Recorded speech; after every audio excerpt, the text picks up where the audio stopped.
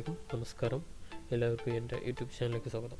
ഞാൻ ഇന്നിവിടെ പറയാൻ പോകുന്നത് എങ്ങനെയൊരു ജിമെയിൽ ക്രിയേറ്റ് ചെയ്യാമെന്നാണ്.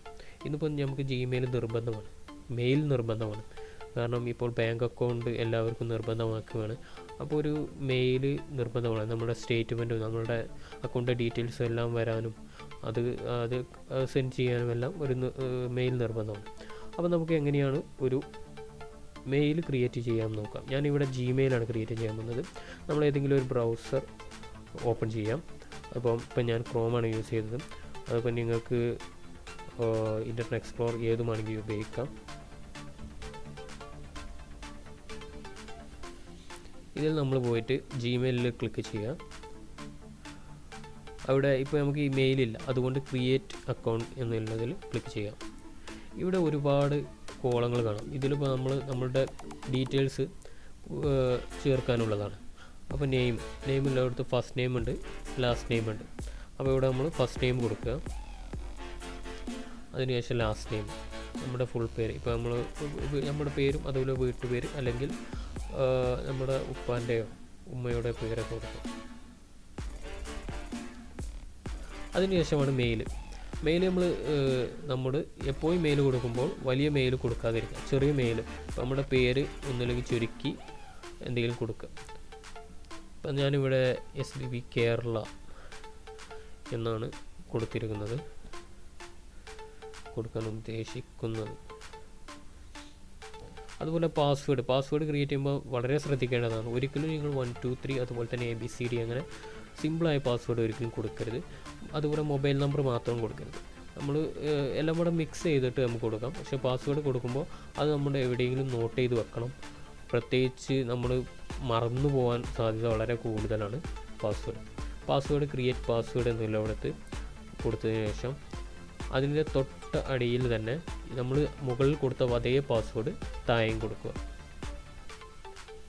അതിനുശേഷം ബർത്ത്ഡേ, നമ്മൾ ജനിച്ച ഡേറ്റ് ഓഫ് ബർത്ത് കൊടുക്കുക.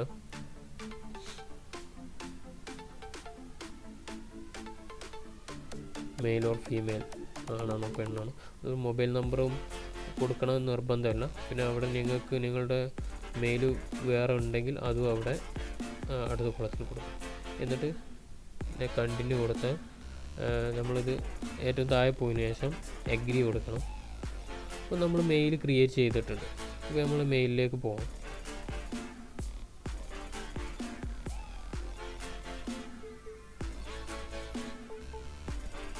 ഇപ്പോൾ ലോഡായിക്കൊണ്ടിരിക്കുകയാണ്. ഇപ്പോൾ നമ്മൾ ജിമെയിലിലേക്ക് എത്തി. Welcome to Gmail. അപ്പോൾ നമ്മൾ ജിമെയിലിലുള്ള ഓരോ കാര്യങ്ങളും അവിടെ കാണിച്ചു തരുന്നത്.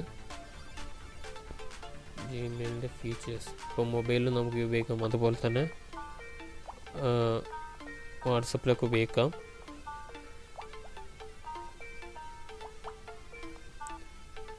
ഇനി നമുക്കിത് ഇപ്പോൾ ജിമെയിലെത്തി. നമുക്ക് എങ്ങനെ നമ്മൾ ഫസ്റ്റ് ചെയ്യാൻ പോകുന്നത്, നമുക്ക് നമ്മളെ ഫോട്ടോസും ചേഞ്ച് ചെയ്യാം. ജിമെയിലിൻ്റെ നമ്മളെ ഫോട്ടോ ഒന്ന് ചേഞ്ച് ചെയ്യാം. അപ്പോൾ ഇവിടെ ക്ലിക്ക് ചെയ്തതിന് ശേഷം നമ്മൾ അവിടെ നമ്മൾ കമ്പ്യൂട്ടറിലേക്ക് പോകാം. അപ്പോൾ കമ്പ്യൂട്ടറിൽ ഏതെങ്കിലും ഒരു ഫോട്ടോസ് സെലക്ട് ചെയ്യാം.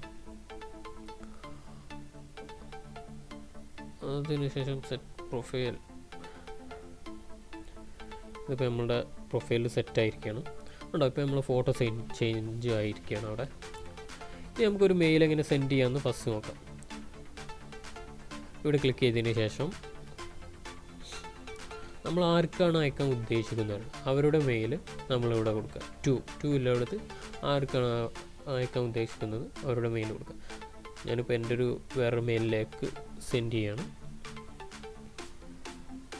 മെയിൽ ID കൊടുക്കുക. അതിനുശേഷം സബ്ജക്റ്റ്, എന്തെങ്കിലും സബ്ജക്റ്റ്, എന്താണ് നമ്മൾ ഉദ്ദേശിക്കുന്നത് മെയിൽ, അതിൻ്റെ എന്തെങ്കിലും സബ്ജക്റ്റും കൊടുക്കുക. ഒന്ന് ടെസ്റ്റ് ചെയ്യണം.